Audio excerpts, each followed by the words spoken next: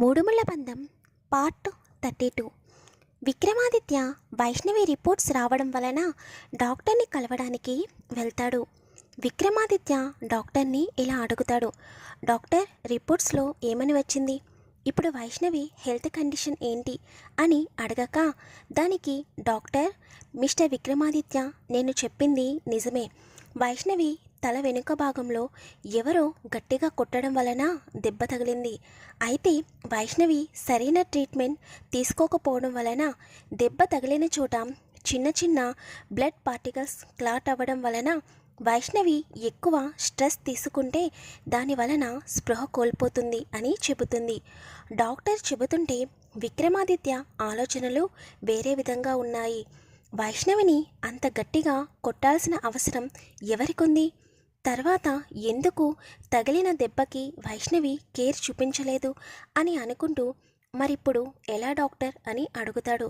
దానికి కంగారు పడవలసిన అవసరం లేదు విక్రమాదిత్య గారు, నేను మెడిసిన్ ఇస్తాను. ఆ కోర్స్ అనేది తప్పకుండా 3 months కంటిన్యూగా వైష్ణవి చేత వాడించండి. చిన్న చిన్న పార్టికల్సే కాబట్టి క్లాట్ అయిన బ్లడ్ అనేది నార్మల్ అవుతుంది. టెన్షన్ పడకండి, కోర్స్ మాత్రం తప్పకుండా వాడేలా చూడండి అని డాక్టర్ చెబుతుంది.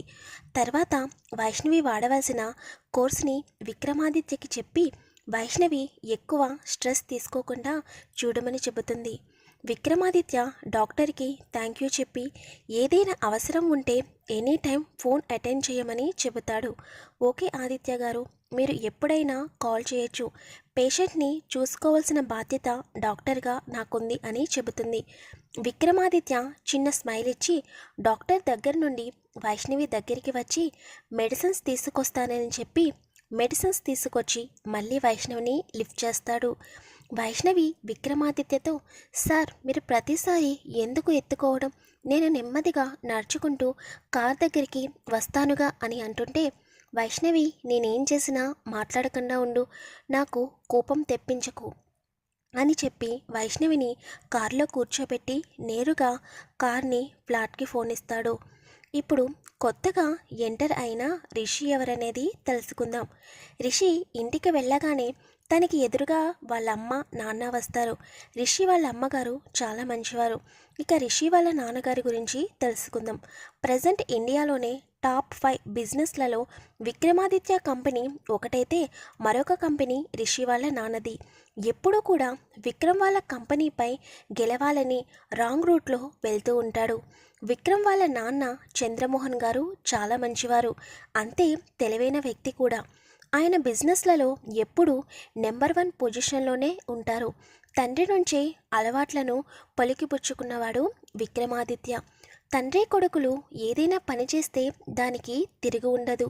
అలాగే ఇప్పుడు ప్రజెంట్ విక్రమాదిత్య చేస్తున్న ప్రాజెక్టు గురించి చంద్రమోహన్ మరియు రిషి వాళ్ళ నాన్న ఇద్దరు టెండర్ వేస్తే చంద్రమోహన్కి టెండర్ వెళ్ళడం వలన రిషి వాళ్ళ నాన్న చంద్రమోహన్పై ఇంకా ద్వేషం పెంచుకుంటాడు. ఎలాగైనా చంద్రమోహన్ కంపెనీ మీద గెలవాలని ఎప్పటికప్పుడు ఏదో ఒకటి ప్లాన్ చేస్తూ ఉండేవాడు. ఇప్పుడు ప్రజెంట్కి వచ్చేద్దాం. రిషి వాళ్ళ నాన్న భూపతిరావు. రిషి వచ్చిన వెంటనే వాళ్ళ నాన్నని హగ్ చేసుకుని, నాన్న, మీరు ఎందుకింత టెన్షన్ పడుతున్నారు? నేను వచ్చాను కదా, ఇంకా మీకు ఎటువంటి టెన్షన్ ఉండదు అని చెబుతుంటే, నాకు తెలుసురా, నేను బాధపడుతుంటే నువ్వు చూడలేవని, అందుకే కదా ఆస్ట్రేలియా నుండి ఇక్కడికి వచ్చావు అని అంటాడు భూపతిరావు. వస్తూనే మీ ప్రాబ్లం దానికి సొల్యూషన్ కూడా తీసుకొచ్చాను నాన్న అని అంటుంటే, అది అర్థం కాక భూపతిరావు రిషి వైపు చూస్తే, ముందు మీరు ఇలా కూర్చోండి నాన్న అని రిషి వాళ్ళ నాన్నని సోఫాలో కూర్చోపెట్టి తను కూడా భూపతిరావు పక్కనే కూర్చుని, ఈసారి మనం వేసే టెండర్ అనేది మనకే వస్తుంది, మీరు దాని గురించి ఎక్కువగా ఆలోచించవద్దని చెబుతాడు. అప్పుడు భూపతిరావు, అదెలా జరుగుతుందిరా? అయినా టెండర్ గురించి ఎక్కడో ఆస్ట్రేలియాలో ఉన్న నీకెలా తెలిసింది అని అంటుంటే, నాన్న, మీరు లాస్ట్ టైం ప్రాజెక్ట్ పోయిందని బాధపడినప్పుడే నేను డీటెయిల్స్ అన్నీ కనుక్కోవడం స్టార్ట్ చేశాను. నేను విక్రమ్ కంపెనీలో ఒక పర్సన్ని డబ్బుతో కొనేశాను. ఆ కంపెనీలో జరిగే ప్రతి ఇన్ఫర్మేషన్ నాకు ఎప్పటికప్పుడు వస్తూనే ఉంటుంది. ఆ చంద్రమోహన్ హడావిడిగా యుఎస్ వెళ్ళిన తర్వాత అతనికి హార్ట్అటాక్ వచ్చిందని రిషి చెబుతుంటే, వాట్, చంద్రమోహన్కి హార్ట్అటాక్ వచ్చిందా, ఎప్పుడు అని అడుగుతాడు భూపతిరావు. వచ్చి కూడా చాలా రోజులు అవుతుంది డాడీ. ఆ చంద్రమోహన్కి హార్ట్అటాక్ రావడం వల్లనే ఆ విక్రమాదిత్య ఇక్కడున్న కంపెనీ సీఈఓగా వచ్చాడు. అంతేకాకుండా ఆ విక్రమాదిత్య వచ్చిన తర్వాత ఒక అమ్మాయిని తన పియ్యగా కూడా పెట్టుకున్నాడు అని అంటుంటే, ఇన్ని విషయాలు ఆస్ట్రేలియాలో ఉండి నీకెలా తెలిసిందిరా అని ఆశ్చర్యంగా అడుగుతాడు కొడుకు ముఖం చూసి భూపతిరావు. చెప్పాను కదా డాడీ, డబ్బుంటే ఎక్కడి నుంచైనా అన్నీ హ్యాండిల్ చేయొచ్చని అంటాడు రిషి. సరే, ఇంకేం తెలుసుకున్నావో చెప్పు అని ఆతృతగా అడుగుతాడు భూపతిరావు.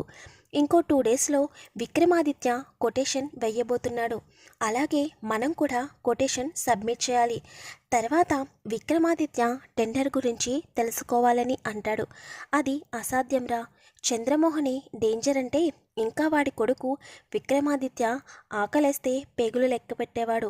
అలాంటి వాడు వేసే టెండర్ గురించి మనకెలా తెలుస్తుంది అంటే, తెలుస్తుంది డాడీ, ఎలా అంటే వాడి పిఏ ద్వారా అని అంటాడు రిషి.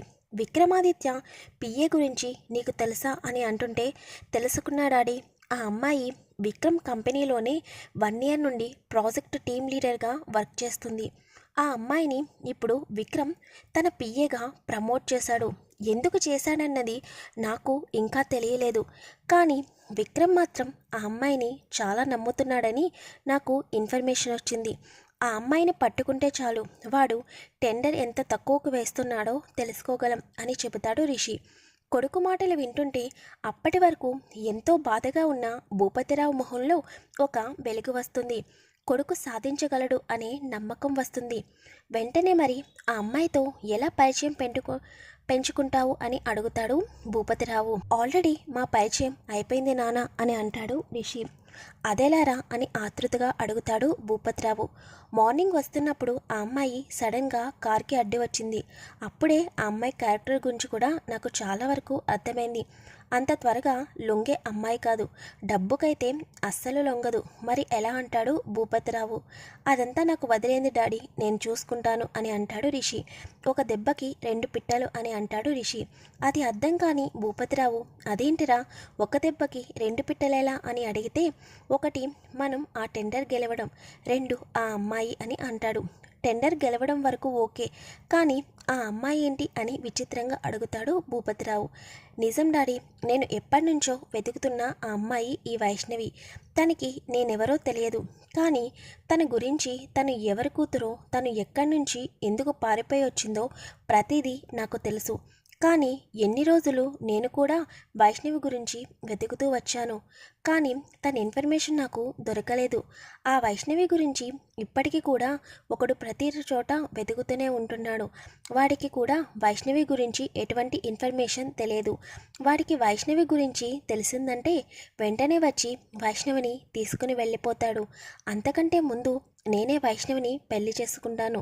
తనని మొదటిసారి చూసినప్పటి నుండే ఇష్టపడ్డాను. కానీ నేను విక్రమాదిత్య గురించి డీటెయిల్స్ తెలుసుకోవడానికి పెడితే నా లక్కు కొద్దీ వైష్ణవి గురించి ఇన్ఫర్మేషన్ తెలిసింది. తన ఫోటో చూడగానే నేను ముందుగా షాక్ అయ్యాను. తర్వాత ఎలాగైనా తనని కలవాలని ఇక్కడికి వచ్చాను అని చెబుతాడు.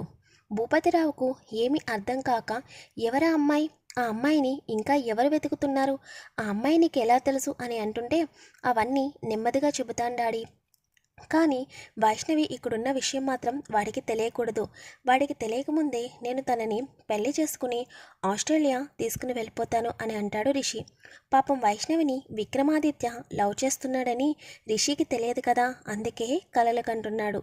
అదెలా కుదురుతుందిరా, విక్రమాదిత్య పియ్యే కదా వైష్ణవి, తనని ఎలా పెళ్లి చేసుకుంటావు అని అంటుంటే, ఆ విక్రమాదిత్యే వైష్ణవిని బయటకు గెంటేస్తాడు అని అంటాడు రిషి. అదేలా అని భూపతిరావు విచిత్రంగా రిషి వైపు చూస్తాడు. డాడీ, టెండర్ లీక్ అయింది అని తెలిసిన తర్వాత మొట్టమొదటిసారిగా అనుమానం వచ్చేది వైష్ణవిపైనే. తనే లీక్ చేసిందని వేరే వారి ద్వారా మనం ఇన్ఫర్మేషన్ ఇస్తాము. దానివల్ల విక్రమాదిత్య వైష్ణవిని ఆఫీస్ నుండి బయటికి పంపించేస్తాడు. తర్వాత నేను వైష్ణవిని పెళ్లి చేసుకుని ఇక్కడి నుంచి తీసుకెళ్ళిపోతాను అని ఎంతో సంతోషంగా చెబుతాడు రిషి. పాపం నీ కోరిక నెరవేరుతుందో లేదో నీకే ముందు ముందు తెలుస్తుందిలే. ఏమోరా, నువ్వు ఆ అమ్మాయి ఏం పడతారో నాకు తెలియదు. ముందు ఆ అమ్మాయితో పరిచయం పెంచుకో, తర్వాత నెమ్మదిగా టెండర్ మన కంపెనీకి వచ్చేటట్టు చేయి. అది చాలా పెద్ద ప్రాజెక్టు. లాస్ట్ టైం వచ్చిన ప్రాజెక్ట్ కన్నా ఇది చాలా పెద్దది. అందులోనూ గవర్నమెంట్ ప్రాజెక్ట్ ఇది. కనుక ఓకే అయితే మన కంపెనీ ఆ విక్రమాదిత్య కంపెనీని దాటి నెంబర్ 1 పొజిషన్లోకి వెళ్తుంది అని గర్వంగా చెబుతాడు భూపతిరావు. మరి విక్రమాదిత్య నిజంగా వైష్ణవిని వదిలేస్తాడా? అసలు రిషికి వైష్ణవి గురించి ఎలా తెలుసు? వైష్ణవి గతంలో రిషి ఎలా ఉన్నాడు? వీటన్నిటి గురించి ముందు ముందు ఎపిసోడ్స్లో క్లారిటీ వస్తుంది. స్టోరీలోకి విలన్ ఎంట్రీ అనేది జరిగింది. విలన్ ఎవరో అని మీకు డౌటా? ఇంకెవరు, రిషి బాబే. మరి విక్రమాదిత్యకి రిషికి మధ్య పోటీ ముందు ముందు ఎలా ఉంటుందో, రిషి వైష్ణవి గురించి వచ్చాడని విక్రమాదిత్య తెలుసుకుంటాడా లేదా వైష్ణవిని అనుమానిస్తాడా? వీటన్నిటి గురించి ముందు ముందు తెలుసుకుందాం. స్టోరీని ఫాలో అవుతూనే స్టోరీ ఎలా ఉందో కామెంట్ చేయండి, లైక్ చేయండి, షేర్ చేయండి, ఛానల్ని సబ్స్క్రైబ్ చేసుకోండి. అండ్ చాలామంది స్టోరీని కొంచెం పెద్దగా ఇవ్వమని అడుగుతున్నారు. బట్ నాకు చిన్న ప్రాబ్లం ఉంది, చిన్న బాబున్నాడు. అందువల్లనే నేను స్టోరీ అనేది తక్కువ ఇస్తున్నాను. Please try to understand me.